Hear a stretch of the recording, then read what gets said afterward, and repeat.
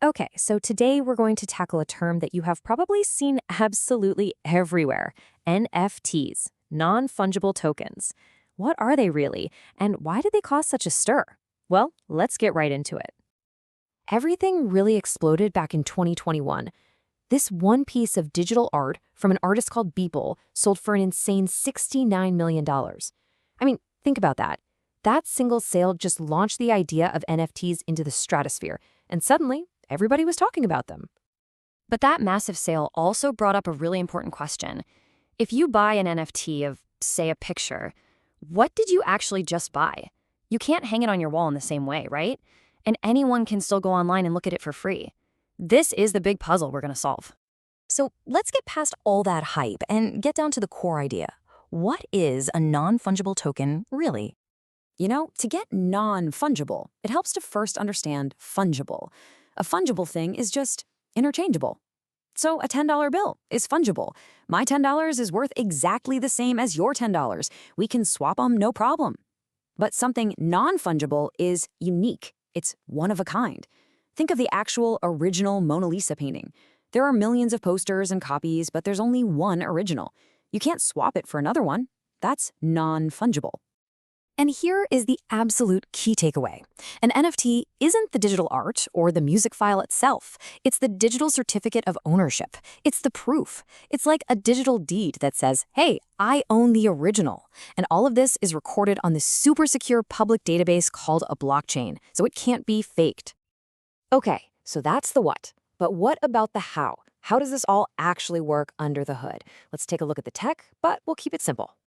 It pretty much boils down to three key parts. First, you've got the blockchain. Just think of it as a public record book that's shared across thousands of computers so no one can secretly change it. It's super secure. Then you have smart contracts. These are little bits of code that run automatically. They're the rules. Like, if person A pays this much, then ownership of this NFT automatically goes to them. And finally, you have minting. That's just a fancy word for the process of officially publishing this unique token onto the blockchain. So how does a regular file become this special thing? Well, it's pretty straightforward. An artist or creator just uploads their file to a marketplace. That platform helps set up the smart contract with all the rules. Then boom, they mint it. It's now officially on the blockchain as a totally unique asset that can be bought, sold, and tracked forever. These trades create something totally new. The blockchain guarantees the uniqueness and authenticity. No one can argue about who made it or who owns it. But the real game changer, it's the resale. Thanks to those smart contracts, creators can automatically get a cut, a royalty, every single time their work is sold to a new person. For artists, that is absolutely revolutionary. Now, while digital art and collectibles got all the media attention, the technology itself has uses that go way beyond just that. Let's explore some of the real-world applications that are already starting to pop up. Let's talk video games. You know how you can buy a cool sword or a special outfit in a game? Well, right now, you don't actually own it. The game company does. With NFTs, players could truly own those items. They could sell them, trade them, and maybe one day even take that sword from one game and use it in a completely different one. Or how about concert tickets? An NFT ticket could basically wipe out fraud and scalping because the rules for resale are baked right into its smart contract.